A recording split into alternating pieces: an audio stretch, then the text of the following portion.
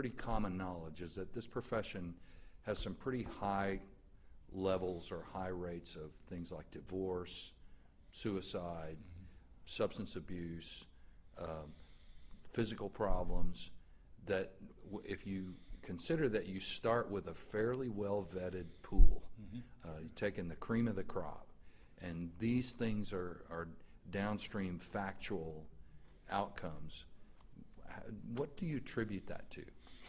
Well, first of all, I don't speak to a lot of empirical data. I've read it all. My position pretty much comes from practical experiences I've had pushed up against the empirical data. I learned as a chief of police to do diagnostic interviews with everybody we hire. So we would have the same recruitment, selection, hiring process that most professional police agencies have.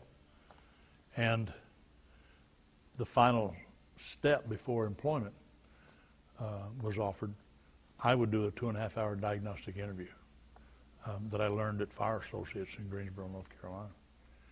And so after 2.5 hours and being trained on how to get to an individual's beliefs, values, and attitudes and problem-solving skills and judgment skills, I would know I'd know fairly confidently who I was hiring. And because we had an espoused culture, my role in the hiring process was to see if who they were as a person matched with our espoused culture. And if it didn't, I didn't hire them. If it did, I hired them. Well, I kept noticing that we were having the same problems as everybody else.